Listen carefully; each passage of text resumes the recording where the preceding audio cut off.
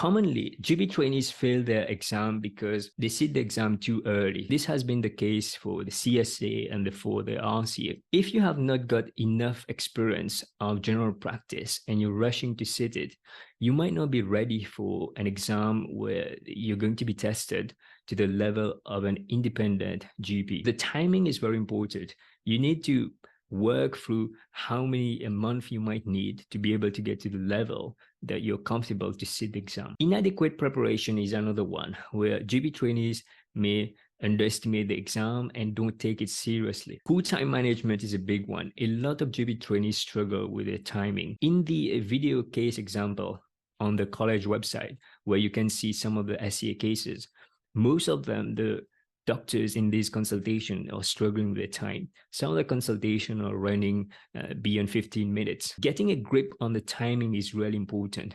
The various causes why somebody might be taking too long. It's important that you diagnose the problem and work on each of these problems that's causing your consultation to go far beyond the time of 12 minutes. Another problem is doctor-centered care. So if the consultation is doctor-centered, then you're not going to score well. And this is where the relating to others is going to be very low. A common problem that GP trainees encounter is lack of confidence.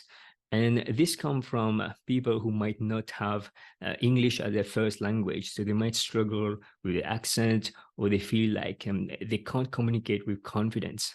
So this is something that it's going to take you practice, repetition, refining your consultation, and build your confidence to get to that level that you're confident, especially for an exam where stress is quite a major factor, because on the exam day, you might be nervous. So you need to tackle this problem and have strategies how to tackle this anxiety. Are you struggling with your consultation skills? Maybe you need help and you want to get constructive feedback. If you'd like to get help, then click the link down the description below to see whether I can help you. If I can help you, then we can enroll you on the one-to-one coaching program. Another problem is overconfidence. Some GP trainees might not know where they are at, and they might be overly confident, even though they are not very competent. So you don't want to be there neither. And this is where they might not be getting constructive feedback. So if they are being given general feedback that they're doing well, then they might feel like they're good and they're ready to sit the exam, when actually the case is they might be consulting below the level that's required.